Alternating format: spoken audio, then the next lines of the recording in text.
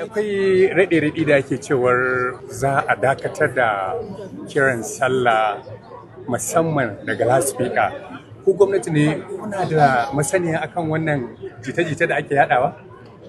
Na gode da wannan zarafi da na samu domin yi bayani.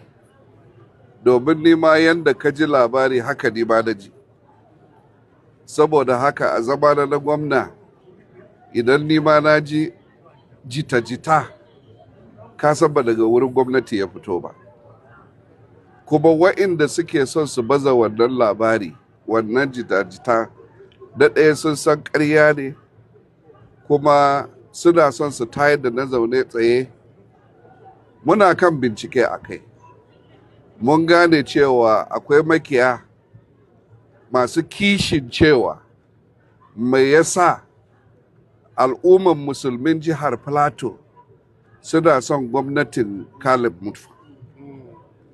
Saboda haka suna iyakacin kokarinsu domin su kawo saɓani tsakanina da al'umman musulmin jihar Plateau. To Allah ya fi su. To yalla bai ai ya faɗi sunansa wai John Apollo Maton.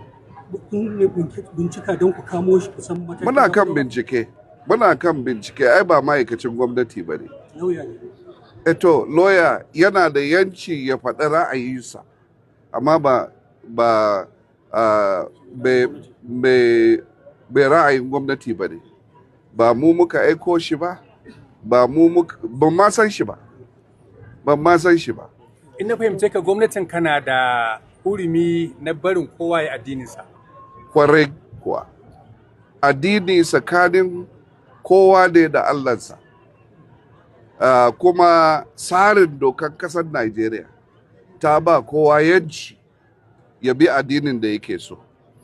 Saboda haka gwamnati ba ta da wata yanci ta hada wani cewa kar ya bauta wa Allah da ya sani. To yanzu me kiran ka ga al'ummar jihar Plateau baki daya?